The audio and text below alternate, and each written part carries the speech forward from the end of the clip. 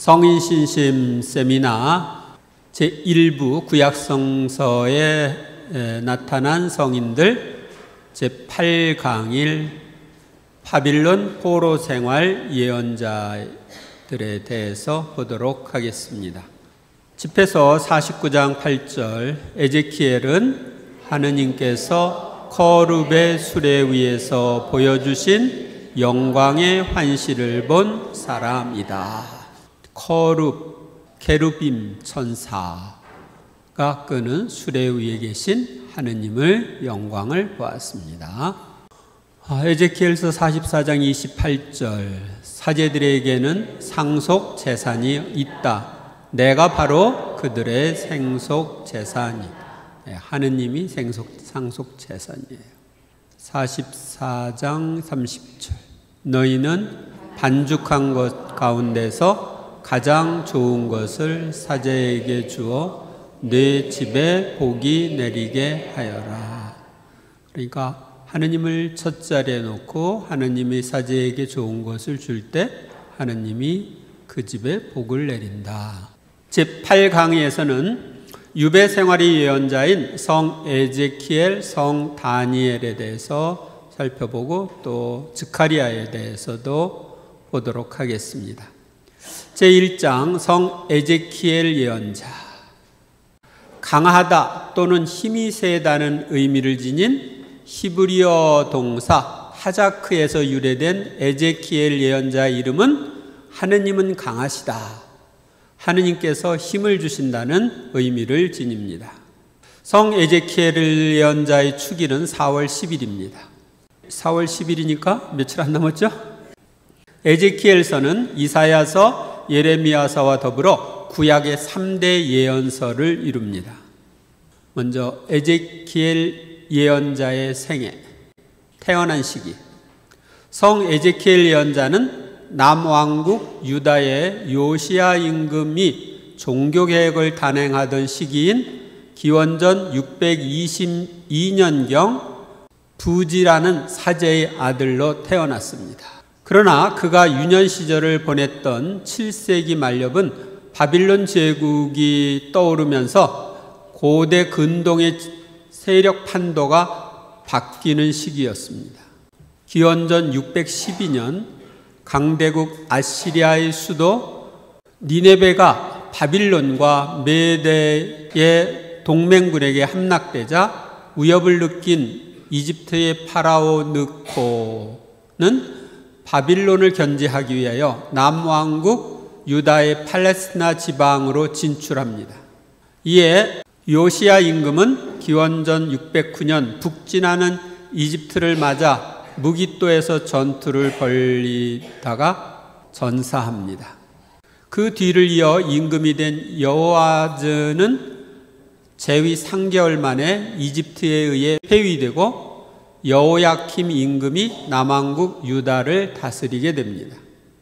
그는 파라오 느코에 의해 임금으로 옹립된 까닭에 이집트의 세력 하에 안주하였으며 당시 예언자로 활동하던 예레미야를 박해하기도 했던 포악하고 하느님께 불충한 군주였습니다.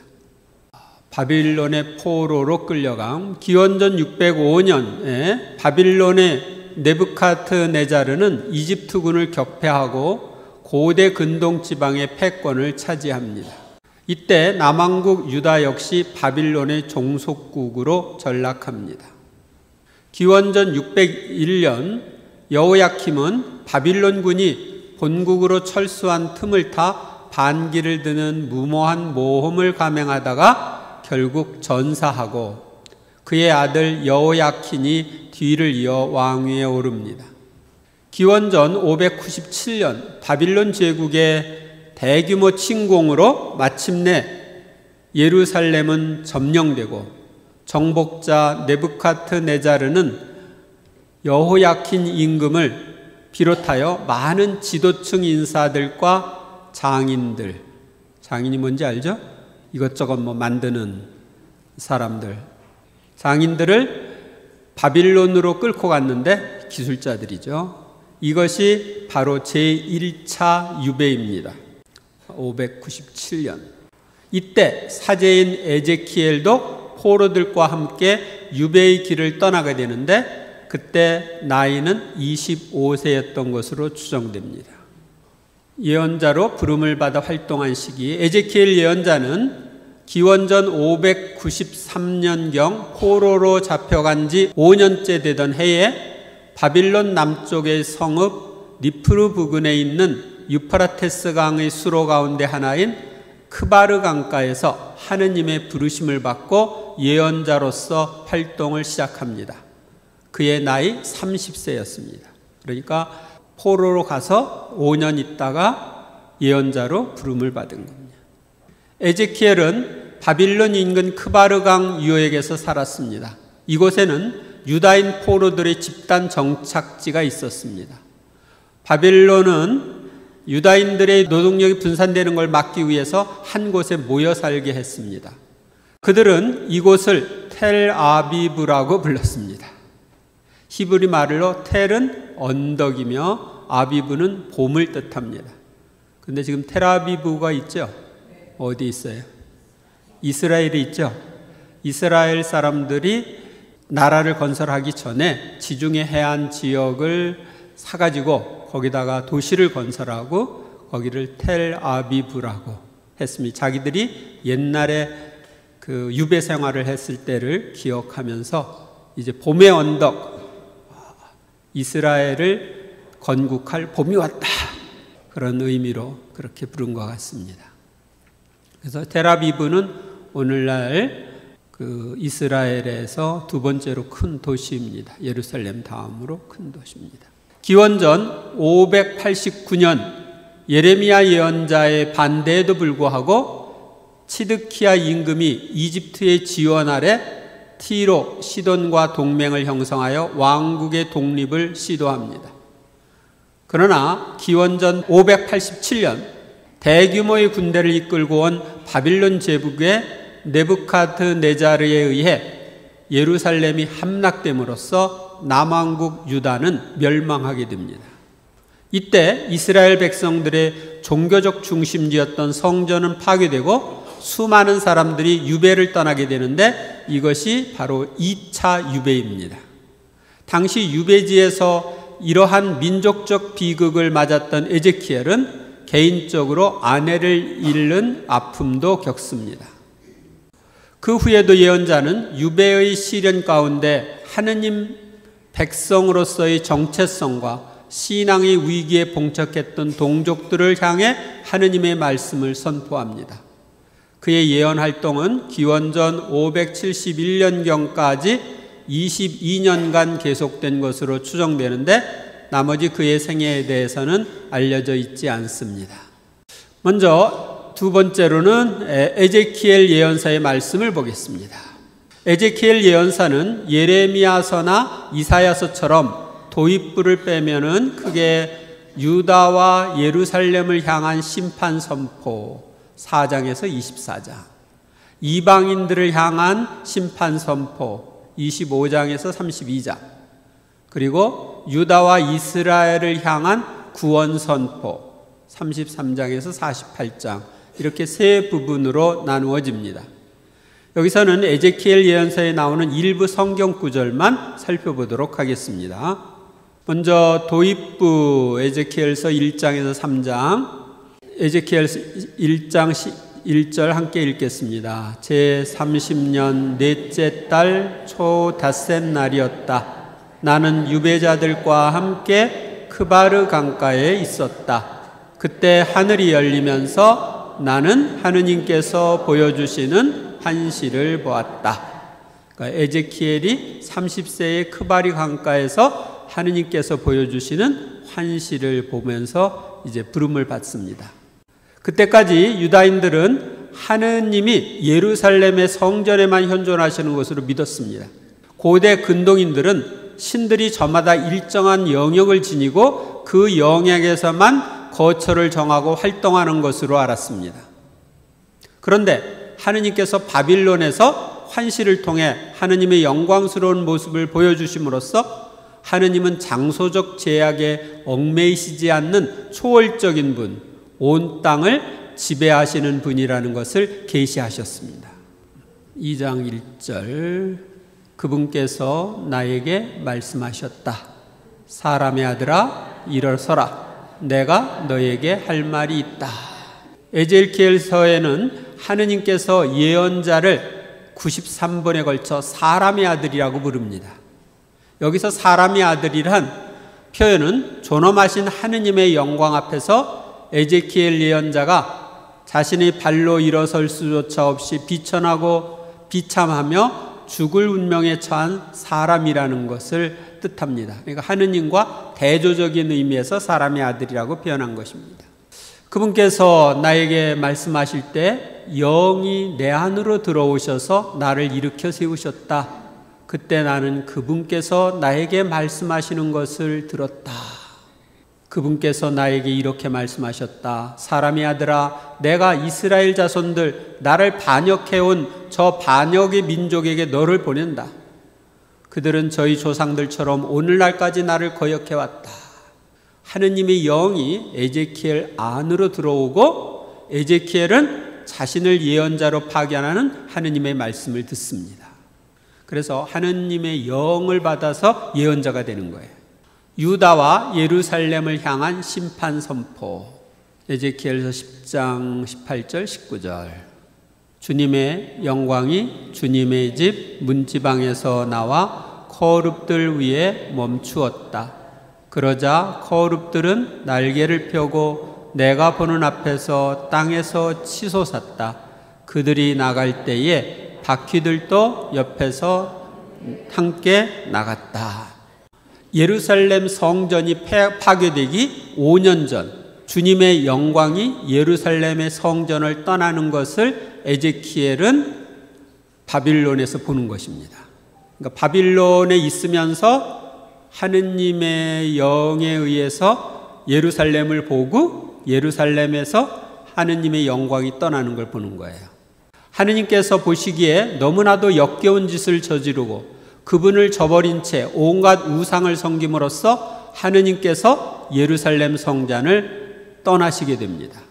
비천한 인간인 우리도 하느님의 뜻을 저버리고 하느님에게서 멀어지면 하느님을 자신의 삶 속에서 내쫓는 것이 됩니다. 하느님의 영광이 떠난 다음 5년 후에 망하는 거예요.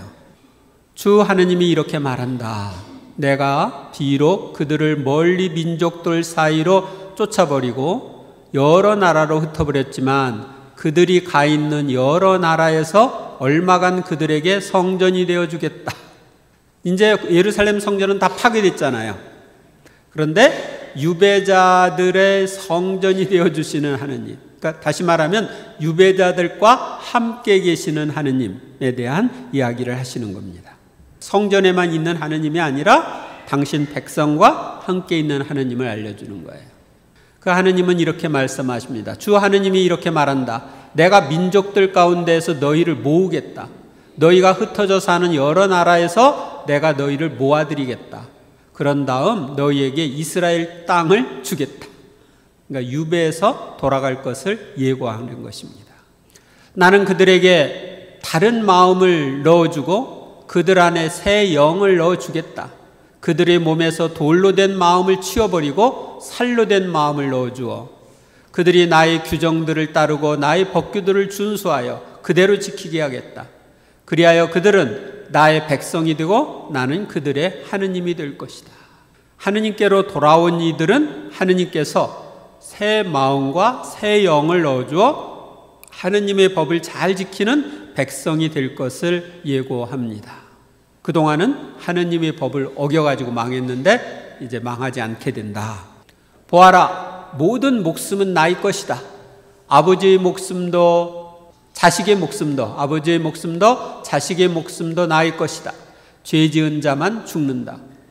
죄 지은 자만 죽는다.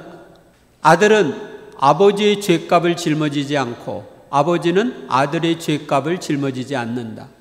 의인의 의로움은 그 자신에게만 돌아가고 악인의 죄악도 그 자신에게만 돌아간다. 그러니까 모든 목숨은 창조주이신 하느님의 것이고 죄 지은 자만이 죽는다. 구원받지 못한다. 하는 이야기를 하시는 것입니다. 그러니까 부모가 망했기 때문에 나도 구원 못 받는다. 부모가 악하기 때문에 나도 구원 못 받는다. 그런 건 아니다. 그러므로 이스라엘 집안아, 나는 저마다 걸어온 길에 따라 너희를 심판하겠다. 주 하느님의 말이다. 회개하여라. 너희의 모든 죄악에서 돌아서라. 그렇게 하여 죄가 너희에게 걸림돌이 되지 않게 하여라. 그러니까 하느님은 저마다 각자가 걸어온 길에 따라 심판을 하신다. 그러니까 하느님께로 돌아와라. 모든 죄악에서 돌아오라고 이야기하십니다. 너희가 지은 모든 죄악을 떨쳐버리고 새 마음과 새 영을 갖추어라. 그래서 죄악을 버리고 새 마음을 가지라고 하느님은 요구하십니다. 세 번째로는 이방 민족들을 향한 심판 선포 25장에서 32장까지입니다. 28장 12절, 13절, 14절에 보면 쭉 이어서 나오는 것을 좀 보겠습니다. 너는 완전함의 본보기로서 지혜와 더없는 아름다움으로 가득 차 하느님의 동산 에덴에서 살았다. 나는 우람한 거룩을 너에게 보호자로 붙여주었다. 너는 하느님의 거룩한 산에 살면서 불타는 돌들 사이를 거닐었다. 완전함의 본보기, 지혜와 아름다움으로 가득 찬 존재. 거룩이 보호자가 되어줬다. 거룩은 게루핌 천사죠. 두 번째로 힘있는 천사입니다. 너는 창조된 날부터 흠없이 걸어왔다. 그러나 마침내 너에게서 불의가 드러났다. 그래서 나는 너를 더럽게 여겨 하느님의 산에서 쫓아냈다.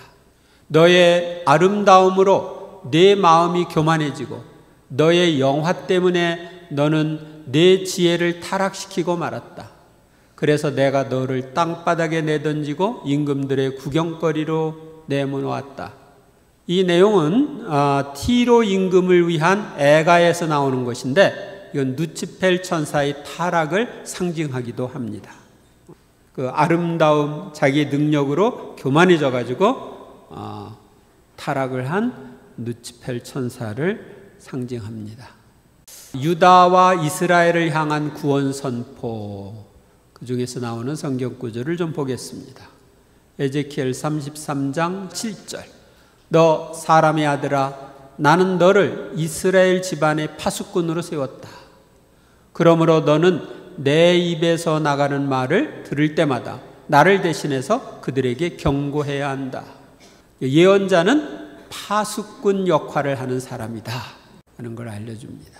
주 하느님이 이렇게 말한다. 나 이제 내 양떼를 찾아서 보살펴 주겠다. 내가 몸소 내 양떼를 먹이고 내가 몸소 그들을 누워 쉬게 하겠다. 주 하느님의 말이다. 잃어버린 양은 찾아내고 흩어진 양은 도로 데려오며 부러진 양은 싸매주고 아픈 것은 원기를 북돋아 주겠다. 나는 그들 위에 유일한 목자를 세워 그들을 먹이게 하겠다. 바로 나의 종 다윗이다. 그가 그들을 먹이고 그들의 목자가 될 것이다. 이것은 하느님이 목자가 되어주시는데 바로 하느님이 참 목자이신 메시아를 다윗 가문에서 나오게 할 것이라는 것을 예고하는 말씀입니다. 다윗은 이미 세상을 떠났잖아요. 에제키엘 시대에는. 그런데 나의 종 다윗이라고 한 것은 다윗의 후손 가운데 메시아를 보내주겠다는 그 내용이 들어있는 것입니다. 너희에게 정결한 물을 뿌려 너희를 정결하게 하겠다. 너희의 모든 부정과 모든 우상에서 너희를 정결하게 하겠다. 세례를 통한 정화를 암시한다고 말할 수 있습니다. 우리는 세례를 통해서 모든 죄를 용서받고 정결하게 되죠. 너희에게 새 마음을 주고 너희 안에 새 영을 넣어주겠다. 너희 몸에서 돌로 된 마음을 치우고 살로 된 마음을 넣어주겠다. 나는 또 너희 안에 내 영을 넣어주어 너희가 나의 규정들을 따르고 나의 벽규들을 준수하여 지키게 하겠다. 하느님의 영인 성령에 의한 변화를 암시합니다. 새하늘 새 땅이 새 시대가 되면 예수님이 재림하면 이 구절들이 완전히 이루어질 것입니다. 그래서 이 세상에 죄가 없는 시대가 올 겁니다. 모두가 하느님의 법대로 살아서요. 그가 다시 나를 데리고 주님의 집 어기로 돌아갔다. 이 주님의 집 정면은 동쪽으로 나 있었는데 주님의 집 문지방 밑에서 물이 솟아 동쪽으로 흐르고 있었다. 그 물은 주님의 집 오른쪽 밑에서 제단 남쪽으로 흘러내려갔다. 이 물은 동쪽 지역으로 나가 아라바로 내려가서 바다로 들어갔다. 이 물이 바다로 흘러 들어가면 그 바닷물이 되살아난다. 그래서 이 강이 흘러가는 곳마다 온갖 생물이 우글거리며 살아난다. 이 물이 닿는 곳마다 바닷물이 되살아나기 때문에 고기도 아주 많이 생겨난다. 이렇게 이 강이 닿는 곳마다 모든 것이 살아난다. 성전에서 나오는 물 얘기입니다. 그런데 강처럼 이렇게 커졌는데 이 강가 이쪽 저쪽에는 온갖 과일나무가 자라는데 잎도 시들지 않으며 과일도 끊이지 않고 다달이 새 과일을 내놓는다. 이 물이 성전에서 나오기 때문이다. 그 과일은 양식이 되고 잎은 약이 된다. 여기서 성전에서 나오는 물은 신약의 성전이신 예수 그리스도께서 나오는 은총의 물을 상징하고 또 성령을 상징하기도 합니다. 예수님께로부터 나오는 은총의 물은 칠성사와 기도를 통해 우리에게 흘러들어와서 풍성한 열매를 맺습니다. 우리의 영혼이 죽은 것과 같은 상태에 있을 때 은총의 물을 통해서 우리 영혼이 살아나죠. 모든 죄를 용서받고 하느님의 자녀로 새롭게 태어납니다. 은총에 우리가 잠기면 잠길수록 우리 안에 풍성한 열매가 맺어집니다. 성 에제키엘 예언자의 특성, 먼저 독특한 예언자입니다. 에제키엘서를 보면 그가 매우 독특한 예언자임을 알 수 있습니다. 구약 성경의 가장 신비로운 인물 가운데 하나로 간주되는 그는 환시들을 보고 때로는 며칠씩 황홀경에 빠지기도 합니다. 많은 상징적인 행동을 하고 이따금 농아나 마비 증세를 보이기도 합니다. 그러니까 말을 못하기도 해요.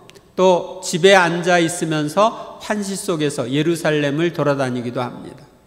에제키엘은 하느님과 동족에 대하여 열정을 지닌 감성적인 사람이었습니다마는 동시에 냉철하고 심사숙고하고 자기의 생각을 엄격한 논리에 따라 전개하는 이성적인 사람이기도 했습니다. 신학자, 지식인, 사목자였습니다. 에제키엘은 훌륭한 신학자였습니다. 이스라엘 종교의 중심인 성전과 그 의식에 대하여 해박한 지식을 지니고 민족의 역사와 전통도 자기의 독창적 역사관을 내세울 정도로 깊이 알고 있었습니다. 그는 널리 퍼져 있던 신화나 동화 같은 것을 과감히 받아들여 자기의 가르침에 적용시키는 개방된 신학자였습니다. 그리고 세계 정세는 물론 당시 세계 최대의 무역항이었던 티로의 교역 내용까지도 훤히 알고 있었습니다. 또한 조선 기술도 거침없이 서술할 수 있는 폭넓은 지식의 소유자였습니다. 에제키엘은 또한 사목자였습니다. 그는 파수꾼으로 하느님에 의해 세워졌습니다. 예언자 파수꾼은 외부의 위험만 알리지 않고 각자에게 해당되는 경고를 개별적으로 해야 합니다. 그래서 그는 악인에게는 악을 버리고 돌아서라고 경고하고 의인에게는 죄를 짓지 말라고 경고했습니다. 이 파수꾼은 자기에게 맡겨진 이들의 삶과 죽음에 개인적으로 깊이 관여하는 사목자였던 것입니다. 그 다음에 모든 민족을 위한 영성가였습니다. 에제키엘이 참으로 그리스도의 한 전형, 그러니까 미리 보여준 어떤 모습이라고 하는 사실은 하느님께서 힘을 주신다 또는 하느님이 힘이라는 뜻의 그 이름에서도 분명하게 드러납니다. 그의 아버지의 이름은 멸시당하는 사람 또는 비천한 사람이라는 뜻의 부지였습니다. 그런데 거기서 이제 힘을 주시는 하느님이라는 그 이름으로 에제키엘이 탄생한 거죠. 하느님의 힘이 된 비천한 사람의 아들인 에제키엘은 유배 생활을 하는 하느님의 백성에게 하느님의 길을 가르치는 사명을 받았습니다. 유배지의 예언자인 에제키엘은 자기 백성들에게 그들이 당하고 있는 환난의 뜻을 밝혀줍니다. 그는 백성들에게 죄로 인하여 환난이 왔음을 알려주며 회개를 촉구하는 메시지를 전합니다. 에제키엘은 심판과 회개의 메시지를 이스라엘 가문만이 아니라 모든 민족에게 전합니다. 예언서의 둘째 부분은 이교 백성에 대한 예언을 담고 있습니다. 25장에서 32장까지. 이방인들에 대한 하느님의 심판 또한 그들의 멸망을 위한 것이 아니라 오로지 그들을 그 본래의 상태로 회복시켜 이스라엘의 하느님을 자기네 하느님으로 알게 하려는 것이다 라고 에제키엘서에는 나오고 있습니다. 그러니까 모든 이가 하느님을 알고 섬기도록 하는 것이 목표였습니다. 또 33장은 모든 영적 쇄신의 근본 조건으로서 회개를 거듭 촉구하고 있습니다. 하느님께서는 영의 세례로서 이스라엘 가문의 마음을 바꾸어 주겠다고 장엄한 서약을 하십니다. 마른 뼈들의 환신은 이스라엘의 재생이 하느님 영의 역사라는 것을 보여줍니다. 이 아름다운 장들은 모든 민족들이 이스라엘의 영적 쇄신에 참여하리라는 전망으로 끝을 맺습니다. 그러니까 모든 일을 새롭게 하는 것, 이것이 하느님의 목표라고 하는 것을 에제키엘 예언자는 알려주고 있는 것입니다. 그러니까 이스라엘만의 하느님이 아니라 모든 민족의 하느님이라는 것을 알려준 예언자입니다. 제2장 성 다니엘 예언자에 대해서 보겠습니다. 다니엘이란 심판자 또는 판결을 의미하는 단과 하느님의 또는 하느님으로부터라는 의미의 이엘이 합쳐져서 만들어진 히브리어 인명입니다. 다니엘이라는 말에는 히브리 말로 하느님의 심판 또는 하느님은 나의 재판관이시다라는 뜻이 들어 있습니다. 성 다니엘 예언자의 축일은 7월 21일입니다. 생애. 다니엘서의 저자인 다니엘은 유다 귀족의 후손입니다. 기원전 597년 바빌론 왕 네부카드네자르가 이제 바빌론에서 예루살렘에 쳐들어와서 예루살렘을 멸망시킨 다음에 포로를 끌고 가는데 그때 그 유다 임금과 함께 바빌론으로 끌려갑니다. 다니엘이 포로가 되어 끌려갔을 때 용모와 지능이 준수한 세 청년 하나냐, 미사엘, 아자르와 함께 바빌론 왕국에서 세 해 동안 특수교육을 받습니다. 다니엘은 왕의 꿈을 해석함으로써 등용이 되어 바빌론 지방 전체를 다스리는 통치자이며 모든 현인을 거느리는 총감독관이 됩니다. 다니엘은 가장 경건한 종교인인 동시에 정치인으로서 구약 성경 중에 가장 뛰어난 인물 중 하나입니다. 그는 네부카드네자르 왕, 벨사차르 왕, 다리우스 왕과 키르스 왕 치하에서 궁중의 조언자로 활동합니다. 여러 왕을 섬기죠. 다니엘서에 의하면 다니엘은 모함에 처한 수산나를 하느님의 지혜와 신앙으로 구해주고 우상을 섬기지 않고 버티다가 불 속에 던져지나 결국에는 하느님의 도우심으로 구해지고 사자굴에서도 생명에 아무런 지장이 없이 지낸 인물로 등장합니다. 이 불 속에서는 다니엘은 던져지지 않았고 그 세 동료만 던져졌어요. 다니엘 예언서에 대해서 보겠습니다. 먼저 다니엘 예언서의 지필 문제. 다니엘서라고도 하며 유다 왕국 여호야킴 왕 때 네부카드네자르 2세 치하의 바빌로니아에 포로로 끌려간 왕족 출신의 정치가 신앙인인 성 다니엘의 행적과 계시를 기록한 것이 다니엘서입니다. 다니엘서는 전통적으로 다니엘이 기원전 6세기경에 쓴 것으로 추정되지만 다니엘이라는 고대 현인의 이름을 빌려 기원전 2세기 그리스계 나라인 셀레우쿠스 제국의 안티오쿠스 4세가 유다교를 박해하던 마카베오 시대 한 유다인이 유다인의 신앙을 고무하기 위해서 쓴 것으로 보기도 합니다. 다니엘서를 다니엘이 저작으로 보는 관점에서는 그 이후로 다니엘서 여러 곳에 다니엘이 1인칭으로 내가로 표현되어 있으며 또 예수님께서도 신약에서 본서를 인용하면서 이 다니엘서를 인용하면서 다니엘의 글이라고 지칭하고 있기 때문입니다. 또 탈무드를 비롯한 많은 유다인들의 기록이나 초대교회 문헌들도 이를 뒷받침하고 있습니다. 그렇기 때문에 다니엘이 쓴 거다 이렇게 말하는 사람이 있고 아니다 그 후에 쓴 거다 하는 사람들은 BC 2세기경 유다 마카베오 시대의 익명의 저자가 다니엘이라는 이름을 빌려서 쓴 거다. 그 근거로 다니엘서가 히브리어와 아람어와 그리스어로 기록되어 있다.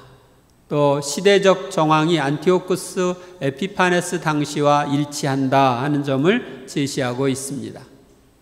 어떤 면으로 보면 앞에서 다니엘이 쓰고 뒤에 다른 사람들이 덧붙여 쓸 수도 있습니다. 후대에. 다니엘서 1장에서 6장은 다니엘과 연관된 사건들을 기술하고 7장에서 12장은 다니엘이 받은 꿈과 환시를 기록합니다. 13장에서 14장은 수산나의 이야기, 베엘 신상을 부순 이야기, 큰 뱀을 죽인 이야기, 또 사자굴 이야기로 이루어져 있습니다. 여기에서는 여러분들에게 도움이 될 성경 구절 일부만 제가 뽑아서 넣었습니다. 먼저 다니엘서 1장에서 6장까지 다니엘과 연결된 사건들을 보겠습니다. 유다에서 잡혀온 왕족과 귀족 중에 몇 사람이 뽑혀서 왕궁에서 교육을 받습니다. 내시장은 그들에게 다른 이름을 지어주었다. 곧 다니엘은 벨트사차르, 한나냐는 사드락, 미사엘은 메삭, 아자르야는 아벳느고라고 지어주었다. 유다인들을 바빌론식 이름으로 바꿔주는 거죠. 바빌론 왕궁에서 일하게 됐기 때문에. 이 네 젊은이에게 하느님께서는 이해력을 주시고 모든 문학과 지혜에 능통하게 해주셨다. 다니엘은 모든 환시와 꿈도 꿰뚫어 볼 수 있게 되었다. 그러니까 하느님이 이해력도 주시고 모든 문학과 지혜에도 능통하게 해주셨다. 또 환시와 꿈도 꿰뚫어 볼 수 있게 해주셨다. 그러니까 이 네 젊은이가 훌륭했던 것은 하느님 덕분이다 하는 것을 성경이 알려주는 것입니다. 그들에게 지혜나 예지에 관하여 어떤 것을 물어보아도 그들이 온 나라의 어느 요술사나 주술사보다 10배나 더 낫다는 것을 임금은 알게 되었다. 하느님의 도우심으로 네 젊은이는 누구보다도 뛰어나게 되었다. 다니엘이 하느님께 기도하자 알려주셔서 다니엘은 네부카드네자르의 꿈과 그 뜻을 임금에게 밝혀줍니다. 다니엘서 2장 18절 19절에 보면 또 자기와 동료들이 바빌론의 나머지 현인들과 함께 죽지 않도록 그 신비와 관련하여 하늘의 하느님께 자비를 청하자고 하였다. 그러자 하느님 다니엘에게 그 신비가 밤의 환시 중에 드러났다. 이건 무슨 얘기냐면 네부카드네자르 임금이 꿈을 꿨는데 잊어버렸어. 그 꿈이 무슨 내용인지도 모르겠고 잊어버렸는데 사람들한테 내 꿈을 좀 알아내라. 또 그 뜻이 무엇인지 밝혀주라. 그런데 현인이라고 하고 뭐 이러저런 사람들이 그걸 못하죠. 무슨 꿈인지 알 수도 없고 그래서 이것을 못 알아내면 죽인다. 그랬어요. 그랬을 때 이제 다니엘이 그들이 죽지 않도록 하기 위해서 하느님께 기도를 합니다. 그때 하느님이 알려주셨어요. 환시를 통해서. 환시를 통해 알려주었기 때문에 이렇게 기도합니다. 저희 조상들의 하느님, 제가 당신께 감사드리며 당신을 찬양합니다. 당신께서는 저에게 지혜와 힘을 주셨습니다. 그리고 이제 저희가 당신께 청한 것을 저에게 알려주셨습니다. 왕의 꿈이 뭔지 다 알려주셨어요. 임금이 원하는 것을 저에게 알려주셨습니다. 다니엘이 하느님께 기도하자 하느님께서 환시를 통해 느부갓네자르의 임금의 꿈과 그 뜻을 알려주셨습니다. 그래서 이제 꿈을 풀이해 줌으로써 다니엘은 그 인정을 받고 훌륭한 통치자로 있게 됩니다. 느부갓네자르가 만든 금상에 절하지 않은 다니엘의 세 동료가 고발당하여 불구덩이에 던져지지만 천사의 도움으로 해를 입지 않습니다. 사드락과 메삭과 아벳느고 세 사람은 묶인 채로 타오르는 불가마 속으로 떨어졌다. 그러나 그들은 하느님을 찬송하고 주님을 찬미하며 불길 가운데를 거닐었다. 그때 주님의 천사가 가마 속 아자르야와 그의 동료들 곁으로 내려와 불길을 가마 밖으로 내몰고 가마 복판을 이슬 머금은 바람이 부는 것처럼 만들었다. 그렇게 하여 그들은 불에 닿지도 않고 아프거나 괴롭지도 않았다. 여기서 보면 천사가 물질에 작용할 수 있다 하는 것을 보여주고 있죠. 느부갓네자르가 말하였다. 사드락과 메삭과 아벳느고의 하느님께서는 찬미받으소서. 그분께서는 당신의 천사를 보내시어 자기들의 하느님을 신뢰하여 몸을 바치면서까지 임금의 명령을 어기고 자기들의 하느님 말고는 다른 어떤 신도 섬기거나 절하지 않은 당신의 종들을 구해내셨다. 그러니까 느부갓네자르가 금으로 신상을 만들고 절을 하라고 그랬는데 이 세 사람은 절을 안 하다가 불구덩이에 던져졌는데 바로 하느님이 그들을 구해 주셨을 때 이 임금이 한 말입니다. 이제 나는 칙령을 내린다. 어떠한 민족이나 나라나 언어권에서든 사드락과 메삭과 아벳느고의 하느님께 욕되는 말을 하는 자는 사지가 찢겨나가고 그의 집은 쓰레기 더미가 될 것이다. 이처럼 구원을 베풀 수 있는 신은 다시 없다. 그러고 나서 임금은 사드락과 메삭과 아벳느고에게 바빌론 지방에서 높은 벼슬을 내렸다. 하느님께서는 금으로 만든 신상에 절하지 않아 불구덩이에 던져진 세 사람을 천사를 통해 세 사람을 구원해 주셨지요. 다니엘이 느부갓네자르 임금이 꾼 꿈의 뜻을 밝혔는데 그대로 이루어집니다. 4장에 보면 또 그 나무에 뿌리 든 거를 남겨두고 두라고 한 것은 하늘이 세상을 다스림을 임금님께서 깨달으신 다음에야 임금님의 나라가 임금님께 되돌려진다는 것을 뜻합니다. 기한이 찼을 때 나 느부갓네자르는 눈을 들어 하늘을 바라보았다. 그때 나는 정신을 되찾아 가장 높으신 분께 영광을 드리고 영원히 살아계신 분을 찬양하고 찬송하였다. 느부갓네자르 이 바빌론 임금이 교만 때문에 잠시 정신적인 문제로 왕위를 떠났다가 제정신이 돌아와서 하느님께 영광을 돌리고 왕위를 회복했다는 이야기입니다. 꿈에서 본 대로 이루어졌다는 이야기입니다. 이 꿈에서 본 것을 다니엘이 설명을 해줬는데 그대로 이루어진 거예요. 벨사차르 임금이 술을 마실 때 벽에 나타난 글자를 다니엘이 해독함. 다니엘서 5장입니다. 그렇게 쓰인 글자는 문에 득켈 그리고 파라신입니다 하고 이제 다니엘이 이야기합니다. 그 뜻은 이렇습니다. 문에는 하느님께서 임금님 나라의 날수를 헤아리시어 이 나라를 끝내셨다는 뜻입니다. 뭐 다른 설명도 있지만 다 뺐어요. 바로 그날 밤에 칼데아 임금 벨사차르가 살해되었다. 벨사스르 임금이 예루살렘 성전에서 가져온 기물로 술을 마실 때 벽에 손가락이 나타나 쓴 글을 다니엘이 해독해 주었고 그대로 이루어졌다는 이야기입니다. 다니엘이 모함을 받아 사자굴에 던져지지만 천사의 도움으로 살아난 이야기가 6장에 나옵니다. 다니엘은 임금이 그 문서에 서명하였다는 것을 알고 자기 집으로 갔다. 그의 집 옥상 방 창문은 예루살렘 쪽으로 나 있었다. 그는 이전에도 늘 그러하였듯이 하루에 3번 무릎을 꿇고 자기 하느님께 기도하고 감사를 드렸다. 지금 예루살렘 쪽을 향해서 무릎 꿇고 감사드리는 그림이 나오죠. 저희 하느님께서 천사를 보내시어 사자들의 입을 막으셨으므로 사자들이 저를 해치지 못하였습니다. 제가 그분 앞에서 무죄하다는 사실이 드러났기 때문입니다. 나는 칙령을 내린다. 내 나라의 통치가 미치는 모든 곳에서는 누구나 다니엘의 하느님 앞에서 떨며 두려워해야 한다. 그분은 살아계신 하느님, 영원히 존재하시는 분이시다. 그분의 나라는 불멸의 나라, 그분의 통치는 끝까지 이어진다. 그분은 구해내시고 구원하시는 분, 하늘과 땅에서 표징과 기적을 일으키시는 분, 다니엘을 사자들이 손에서 구해내셨다.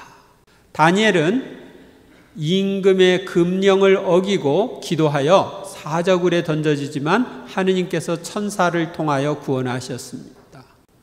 무슨 얘기냐면 그 다니엘을 해칠 생각으로 신하들이 아부를 하는데 그 당시에는 임금도 신이에요. 그러니까 임금한테만 기도하고, 그러니까 임금을 신으로 섬기니까 임금한테 한 달 동안 30일 동안 임금 이외에 다른 신이나 다른 사람에게 기도하면 사자굴에 쳐넣는다 하는 것에 임금이 서명을 하게 합니다. 그러니까 임금을 머리 띄워주는 거죠. 그랬는데 그걸 알고도 다니엘은 하느님께 기도를 하는 거예요. 왜? 임금은 신이 아니잖아요.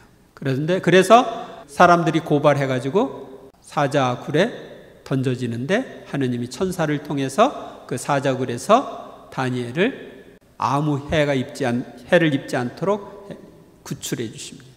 그 얘기입니다. 그래서 결국은 다니엘을 모함하던 사람들은 사자굴에 던져져 가지고 죽고 다니엘은 살아납니다. 다니엘서 7장에서 12장 다니엘이 받은 꿈과 환시 내용인데, 먼저 다니엘서 7장은 4마리의 짐승의 환시, 또 연로하신 분과 사람의 아들에 관한 환시에 대한 천사의 풀이가 나옵니다. 내가 이렇게 밤의 환시 속에서 앞을 보고 있는데 사람의 아들 같은 이가 하늘에 구름을 타고 나타나 연로하신 분께 가자 그분 앞으로 인도되었다. 여기 사람의 아들 같은 이는 메시아를 가리키고 연로하신 분은 하느님을 가리킵니다. 그에게 통치권과 영광과 나라가 주어져 모든 민족들과 나라들, 언어가 다른 모든 사람들이 그를 섬기게 되었다. 그의 통치는 영원한 통치로서 사라지지 않고 그의 나라는 멸망하지 않는다. 그리고 앞으로 나타날 메시아와 메시아의 나라에 대한 환시입니다. 4번째 짐승은 이 세상에 생겨날 4번째 나라이다. 그 어느 나라와도 다른 이 나라는 온 세상을 집어삼키고 짓밟으며 으스러뜨리리라. 뿔 10개는 이 나라에서 일어날 임금이다. 천사가 환시의 내용을 다니엘에게 설명해 주는 내용이 나옵니다. 그 다음에 다니엘서 8장에는 다니엘이 순양과 수념소의 환시를 보고 가브리엘 천사가 환시를 설명하는 내용이 나오고, 9장에는 다니엘이 예레미야의 예언을 생각하며 기도하는 내용과 가브리엘 천사가 예언의 뜻을 설명하는 내용이 나옵니다. 그리하여 나는 단식하고 자르옷을 두르고 재를 쓴 채 기도와 간청으로 탄원하려고 주 하느님께 얼굴을 돌렸다. 나는 주 나의 하느님께 기도하고 죄를 고백하며 아뢰었다. 그러니까 다니엘은 예레미야 예언자가 했던 그 예언, 이렇게 하면 망한다. 그리고 포로로 끌려갔다가 이제 얼마 후에 이제 다시 돌아가게 된다 하는 그 예레미야 예언을 생각하면서 기도하고 단식하고 하느님께 탄원하고 그럽니다. 그리고 자리옷을 입었다는 것은 그 회개의 표시입니다. 백성들의 죄와 자기의 죄를 고백하면서 하느님께 기도를 올립니다. 주님 들어주십시오. 주님 용서해 주십시오. 내가 이렇게 말하면서 기도하고 나의 죄와 내 백성 이스라엘의 죄를 고백하며 내 하느님의 거룩한 산을 위하여 주 나의 하느님 앞에 간청을 올리고 있었다. 이 하느님의 거룩한 산은 구약에 나오는 시온산, 예루살렘이 있는 그 지역을 가리킵니다. 다니엘은 이스라엘을 위해서 단식하며 기도하는 사람이었다 하는 걸 알려줍니다. 그리고 이제 천사를 통해서 하느님이 또 뜻을 설명해 주십니다. 다니엘서 10장에는 다니엘이 티그리스 강가에서 본 환시가 나오고 11장에는 천사가 이집트와 시리아에 관하여 설명하는 내용, 시리아의 사악한 임금에 관하여 설명하는 내용이 나옵니다. 그러니까 이때 이게 시리아가 바로 2세기 때를 가리키는 거예요. 그래서 이게 2세기 때 쓰여진 게 아니냐 이렇게 얘기를 하는 거죠. 나는 3주간을 다 채울 때까지 맛있는 음식을 먹지 않고 고기와 술을 입에 대지 않으며 향유를 바르지도 않았다. 그랬을 때 3주간 동안 극기 생활을 했는데 천사를 통해서 이야기합니다. 총애하는 사람아 두려워 마라. 너에게 평화가 있기를. 힘을 내어라. 힘을 내어라. 그가 이러한 말을 할 때 나에게 힘이 솟았다. 다니엘이 3주간 동안 극기를 하며 기도할 때 하느님께서 천사를 파견하여 힘을 주시는 내용입니다. 그래서 개신교 신자들이나 열심한 사람들 중에는 3주간 동안 하는 단식이 있습니다. 예수님 생각하면서 40일 단식하는 것도 있지만 다니엘이 했던 3주간 단식을 하는 사람들도 있습니다. 다니엘서 12장에는 마지막 때에 관해서 설명하는 내용이 나옵니다. 그때 네 백성의 보호자 미카엘 대제후 천사가 나서리라. 또한 나라가 생긴 일에 일찍이 없었던 재앙의 때가 오리라. 그때 네 백성은 책에 쓰인 이들은 모두 구원을 받으리라. 또 땅 먼지 속에 잠든 사람들 가운데 많은 이가 깨어나 어떤 이들은 영원한 생명을 얻고 어떤 이들은 수치를 영원한 치욕을 받으리라. 이건 사람이 부활할 때니까 마지막 때죠. 마지막 최후의 심판 때입니다. 그러니까 마지막 때에 있을 재앙과 또 부활에 대한 계시를 알려주고 있습니다. 다니엘서 제13장에서 14장은 다니엘이 행한 일들을 이야기하고 있는데 13장에는 젊은 다니엘이 수산나를 모함에서 구한 이야기가 나옵니다. 바빌론에 요아킴이라고 하는 사람이 살고 있었다. 그는 수산나라고 하는 힐키야의 딸을 아내로 맞아들였는데 수산나는 매우 아름답기도 하거니와 주님을 경외하는 여인이었다. 수산나를 매일 눈여겨본 그 두 원로는 수산나에게 음욕을 품게 되었다. 그런데 그 뜻을 이루지 못하자 다음 날 수산나의 남편 요아킴이 집으로 백성이 모여들고 그 두 원로는 수산나를 죽이겠다는 악한 생각을 가득 품고 그리로 갔다. 수산나는 아름답고 주님을 경외하는 여인이었는데 음욕을 품은 두 원로가 뜻을 이루지 못하자 거짓 증언을 통해 수산나를 죽이려고 했습니다. 수산나는 눈물이 가득한 채 하늘을 우러러 보았다. 마음으로 주님을 신뢰하고 있었기 때문이다. 그들이 백성의 원로이며 재판관이었기 때문에 회중은 그들을 믿고 수산나에게 사형을 선고하였다. 주님께서는 수산나의 목소리를 들으셨다. 그리하여 사람들이 수산나를 처형하려고 끌고 갈 때 하느님께서는 다니엘이라고 하는 아주 젊은 사람 안에 거룩한 영을 깨우셨다. 그러자 다니엘이 나는 이 여인의 죽음에 책임이 없습니다 하고 큰 소리로 외쳤다. 두 원로의 거짓 증언을 통해 사형 선고를 받은 수산나는 주님께 기도했고, 하느님께서는 다니엘의 신문을 통해 두 원로의 거짓 증언을 드러내십니다. 그러자 다니엘이 말했다. 진정 당신도 자기 머리를 내놓고 거짓말을 하였어. 하느님의 천사가 이미 당신을 둘로 잘라버리려고 칼을 든 채 기다리고 있어. 그렇게 해서 당신들을 파멸시키려는 것이요. 그러자 온 회중이 크게 소리를 지르며 당신께 희망을 두는 이들을 구원하시는 하느님을 찬미하였다. 수산나를 죽이려던 두 원로는 죽임을 당하고 무죄한 수산나는 구원을 받습니다. 그러니까 두 원로가 수산나를 모함해서 수산나가 어떤 젊은 남자와 정을 통하는 걸 보았다 하고 둘이 증언을 했어요. 그랬는데 나중에 이제 둘을 격리해 놓고 다니엘이 묻습니다.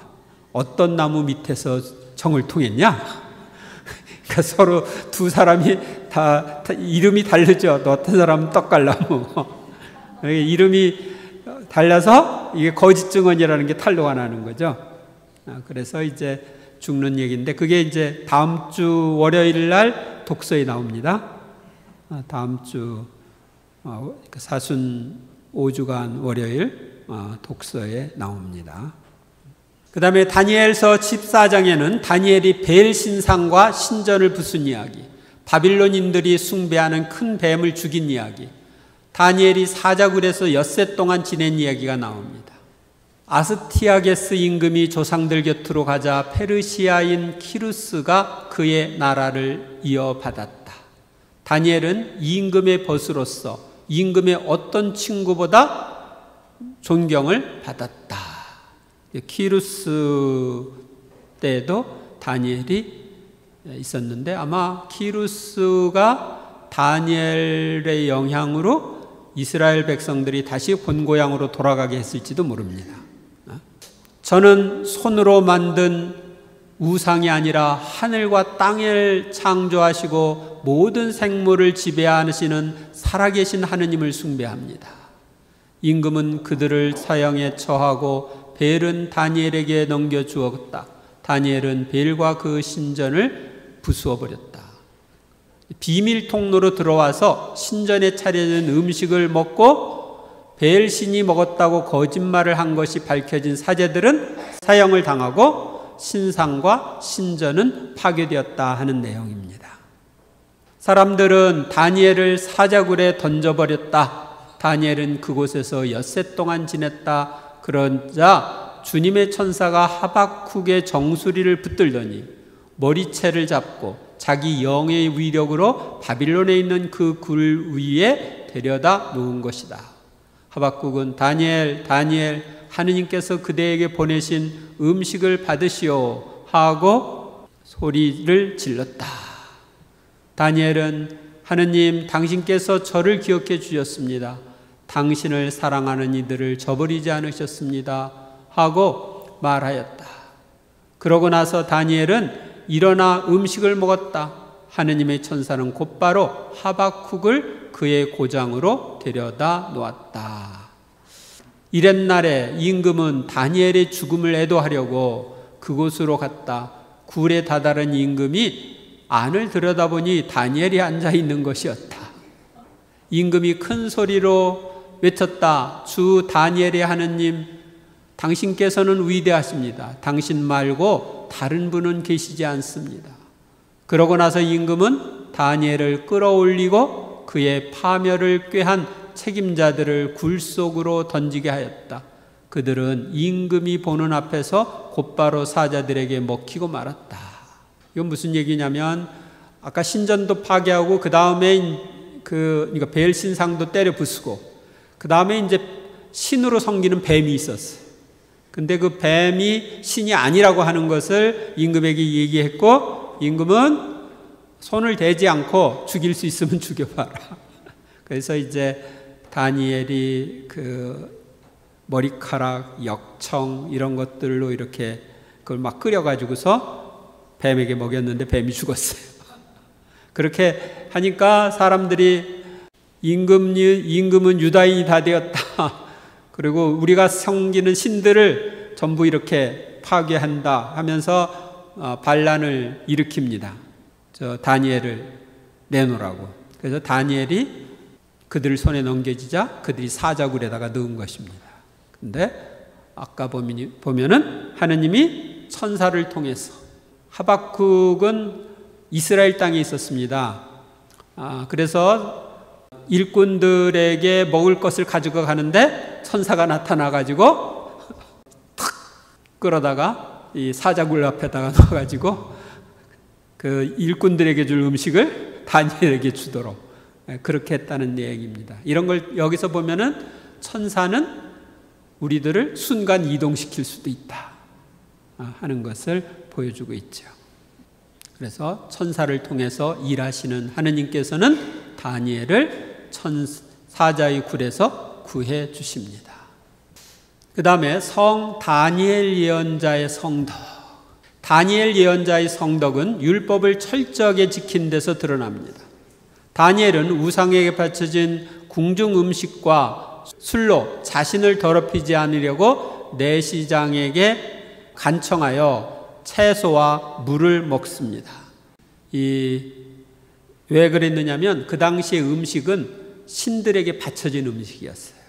그래서 우상에게 바쳐진 음식이니까 그걸로 해서 더럽히지 않으려고 과일과 채소를만 먹게 했는데 오히려 고기를 먹은 사람보다 얼굴빛이 더 좋아져서 계속 그렇게 하게 되죠. 다니엘 예언자의 성덕은 기도 생활에서 드러나는데 다니엘은 어떤 예언자보다 열심히 기도하는 사람이었습니다. 다니엘은 느부갓네자르 임금의 꿈을 알아내고 그 뜻을 밝힐 때 하느님께 기도하여 응답을 받습니다. 또 다리우스 임금이 30일 동안 임금 말고는 다른 신이나 사람에게 기도를 올린 자는 사자굴에 던져져야 한다는 문서에 서명한 것을 알면서도 죽음을 각오하고 하루에 3번 무릎을 꿇고 하느님께 기도했습니다. 다니엘은 단식을 하면서 또 기도했고 동포들을 위해서 기도했습니다. 자신의 죄와 백성의 죄를 고백하며 예루살렘에 있는 하느님의 거룩한 산 시온산을 위해서 간청했습니다. 다니엘 예언자의 성덕은 천사들과의 관계에서도 드러나는데 다니엘은 어떤 예언자보다 천사들이 도움을 받으며 생활한 예언자였습니다. 임금의 금령을 어기고 기도함으로써 고발을 당하여 사자굴에 던져졌지만 하느님께서는 천사를 보내시어 사자의 입을 막으셨습니다. 또한 하느님께서는 가브리엘 천사를 보내시어 예언의 뜻을 설명해 주기도 하시고 하느님 앞에서는 3주간 동안 극기를 할 때도 천사를 파견하여 이집트와 시리아에 관하여 설명해 주셨습니다. 그리고 다니엘이 사자굴에서 엿새 동안 지낼 때에도 천사와 하박국을 파견하여 돌보아 주셨습니다. 제3장 즈카리야 예언자. 즈카리야라는 말은 주님께서 기억하신다. 야는 야훼를 가리켜요. 야훼께서 기억하신다는 의미를 지니고 있습니다. 즈카리야는 바빌론에 유배를 갔던 이스라엘 사람들이 키루스 황제의 칙령에 의해 이스라엘 땅으로 돌아왔을 때 활동한 예언자입니다. 그러니까 사실은 유배 생활에서 돌아와서 아직 나라가 생기기 전에 있었던 일입니다. 축일은 9월 6일입니다. 먼저 생애, 탄생과 활동. 즈카리야 예언자는 이또의 손자이며 베레크야의 아들 또는 이또의 아들로 불립니다. 그는 예언자 학가이와 동시대 인물입니다. 학가이는 다리우스 임금 제2년 여섯째 달 초하룻날 곧 기원전 520년 8월 29일에 처음으로 활동을 시작하여 9째 달 29날이 12월 18일까지 약 넉 달가량 예언자로서의 사명을 수행한 사람입니다. 이 사람은 넉 달만 예언자 역할을 한 거예요. 그런데 zachariah는 기원전 520년 10월 혹은 12월에서 예루살렘 성전이 봉헌되기 3년 전인 기원전 518년 11월 중순까지 2년 동안 이스라엘 백성에게 주님의 말씀을 선포한 사람입니다. 그러니까 예언 기간이 짧죠. zachariah가 성전에서의 역할을 강조하고 있다는 사실이나 단식 문제에 대한 답변 장면, 거룩한 땅과 성성에 대한 깊은 관심 등으로 미루어 zachariah의 신분이 사제였다는 것이 거의 확실합니다.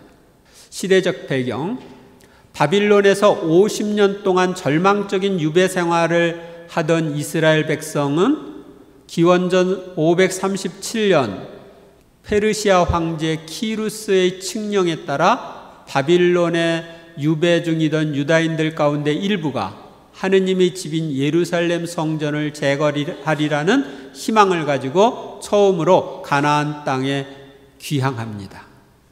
그러나 해방의 간격을 안고 돌아온 이스라엘 백성이 직면했던 가나안의 실정은 황폐한 채 버려져 있는 성읍들, 이주해온 이방인들의 득세, 남아있던 동족들의 냉담한 신앙생활이었습니다. 이처럼 혼란했던 당시 상황 안에서 이스라엘의 당면 과제는 무엇보다 공동체를 새롭게 재건하는 일이었습니다. 이를 위해 그들은 먼저 기원전 587년 유다 왕국이 바빌론 제국에 의해 멸망할 때 파괴되었던 예루살렘 성전을 재건하고자 시도하였습니다. 하느님의 백성인 이스라엘에게 있어 모든 삶의 중심은 예루살렘 성전이었기 때문입니다. 그러나 그들은 대내외적인 여러 난관에 부딪혀 예루살렘 성전을 재건하기 위한 공사를 시작하지 못하고 18년이라는 세월이 흐르게 됩니다. zachariah의 역할, zachariah 예언자는 예루살렘 재건을 도왔습니다. 기원전 520년 여름 예루살렘 성전을 재건하기 위한 학가이와 zachariah 예언자의 설교를 들은 유다인들이 그해 9월 21일 예루살렘 성전 재건을 위한 공사를 시작합니다. 성전 재건이 본격적으로 시작된 당시의 상황을 에즈라서 5장 1, 2절은 이렇게 전해줍니다. 그때 학가이 예언자와 이또의 아들 zachariah 예언자가 유다와 예루살렘에 있는 유다인들에게 그들 위에 계신 이스라엘의 하느님의 이름으로 예언하였다. 그러자 스알디엘의 아들 스룹바벨과 여호차닥의 아들 예수아가 나서서 예루살렘에 있는 하느님의 집을 다시 짓기 시작하였다. 그들 곁에는 하느님의 예언자들이 그들을 도왔다. zachariah 예언자는 바빌론 유배에서 돌아온 사람들과 유다 땅에 남아있던 주민 사이의 갈등을 해소하기 위해 노력했고, 선임자 학가이 예언자가 시작한 이스라엘 재건 운동을 더욱 강화했습니다. zachariah 예언서 말씀, zachariah서의 구성. 구약 성경의 12소 예언서 중 하나인 zachariah서는 zachariah라는 한 예언자의 이름으로 전해집니다. 모두 14개의 장으로 이루어진 zachariah 예언서에는 저자와 저술 시기가 상이한 문헌이 함께 수록되어 있습니다. 원 zachariah서라고 불리는 1장에서 8장은 기원전 6세기 말년까지 예언자와 더불어 성전 재건을 독려하던 zachariah 예언자의 활동을 전하고 있습니다. 반면에 9장에서 14장은 zachariah라는 이름이 더 이상 언급되지 않고 기원전 515년에 완공된 성전이 이미 존재하고 있는 것으로 전제하고 있어서 후대에 쓰여진 것으로 보기도 합니다. zachariah서 전반부 1장에서 8장까지 내용은 여기서는 전체 문헌의 핵심 부분인 zachariah 예언자가 본 8개의 의미가 있는데 그 의미는 다음과 같습니다. 말을 탄 기사 환시는 예루살렘에 커다란 열정을 지으신 하느님께서 돌아오시어 그곳을 선택하실 것이며 마침내 당신의 집을 다시 지게 될 것을 보여주신 것입니다. 그 다음에 뿔과 대당장의 환시는 교만한 이방인들을 징벌하시려는 하느님의 의도를, 측량주의 환시는 예루살렘에 대한 하느님의 보호와 그분의 영광이 머물게 되리라는 약속을 전합니다. 주님의 말씀이다. 내가 예루살렘을 둘러싼 불벽이 되고 그 가운데에 머무르는 영광이 되어주리라. 너희를 건드리는 자는 정녕 내 눈동자를 건드리는 자다. 딸 시온아 기뻐하며 즐거워하여라. 정녕 내가 이제 가서 내 가운데에 머물리라. 주님의 말씀이다. 그래서 하느님이 함께 해주시겠다. 그러니까 성전 줘라 하는 이야기를 하고 있습니다. 그날에 많은 민족이 주님과 결합하여 그들은 내 백성이 되고 나는 그들 가운데 머물리라. 그러니까 예루살렘에 머무르신 주님은 많은 민족을 백성으로 삼아 그들 가운데 머무실 것을 예고하십니다. 지금은 우리 교회는 많은 민족들이 들어와 있죠. 그리고 하느님이 우리 가운데 머물러 계십니다. 네 번째 환시는 다시 정화되고 착복의식을 통해 대사제로 임명된 예수와에 대한 환시이고요. 거기에 보면 내가 내 길을 따라 걷고 내 계명을 지키면 너는 내 집을 다스리고 내 뜰을 지키리라. 그래서 사제로서의 역할을 하게 될 것을 예고합니다. 등잔대와 두 올리브나무 환시는 하느님의 집 기초를 놓고 완성하게 될 스룹바벨을 제시하고 있습니다. 권력으로도 힘으로도 되지 않고 나의 영으로만 될 수 있다. 하느님의 영으로 모든 걸 할 수가 있어요. 두루마리 환시는 도둑질하거나 거짓 맹세하는 자에 대한 처벌을 통해 새 시대의 도덕성을 제시하고, 뒤주 환시는 죄 자체에 대한 근본적인 근절을 제시하고, 병거 환시는 장차 올 세상이 하느님의 지배 아래 평화를 누리게 될 것을 전하고 있습니다. 유다 지방과 이스라엘 지방아, 너희가 전에는 민족들 가운데서 저주의 대상이 되었지만 내가 너희를 구원하면 너희는 복이 되리라. 두려워하지 말고 힘을 내어라. 그래서 우리는 다른 사람들 앞에서 복이 되어야 되겠죠. 저주가 되면 안 되죠. 스가랴서 후반부 9장에서 14장. 딸 시온아 한껏 기뻐하여라. 딸 예루살렘아 환성을 올려라. 보라, 너의 임금이 너에게 오신다. 그분은 의로우시며 승리하시는 분이시다. 그분은 겸손하시어 어린 나귀를 타고 오신다. 메시아이신 예수님의 예루살렘 입성으로 이 성경 구절이 이루어집니다. 메시아가 나귀를 타고 입성한다 하는 것이 이루어지는 겁니다.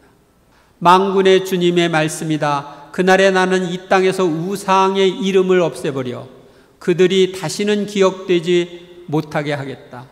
또한 나는 예언자들과 더러운 영을 이 땅에서 치워버리겠다. 주님의 말씀이다. 온 땅에서 3분의 2가 잘려 죽고 3분의 1만 살아남으리라. 나는 3분의 1을 불 속에 집어넣어 은을 정죄하듯 그들을 정죄하고 금을 재련하듯 그들을 재련하리라. 그들은 나의 이름을 부르고 나는 그들에게 대답하리라.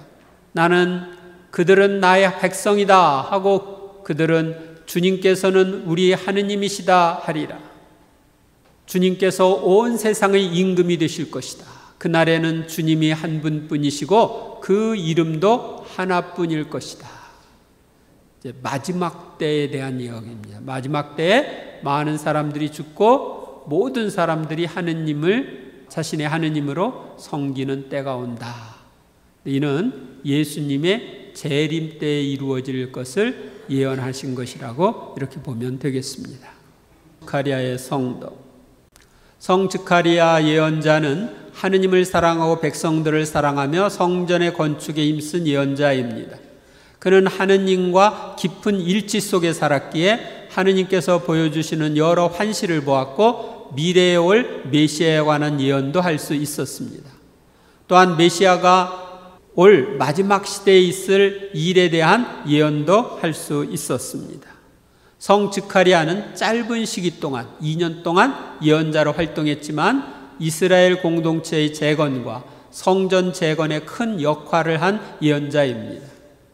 하느님께서는 필요할 때마다 예언자들을 선택하시어 필요한 만큼 당신의 도구로 쓰십니다. 그리고 그 대가로 영원한 보상을 주십니다. 그런데 이제 이렇게 이스라엘 백성들이 돌아오고 나서 신앙 공동체를 중심으로 이렇게 이제 움직이게 되는데 즈카리야 예언자 이후에는 뚜렷한 예언자가 안 나타납니다. 언제까지? 예수님 오실 때까지. 그래서 이제 오늘까지 이제 유배와 관련되는 새 예언자를 보았고, 다음번에는 마지막으로 지금까지 취급하지 않았던 다른 구약의 성인들에 대해서 봄으로써 다음번에까지 하면 구약의 성인들을 마치게 되겠습니다. 영광이 성부와 성자와 성령께, 성부와 성자와 성령의 이름으로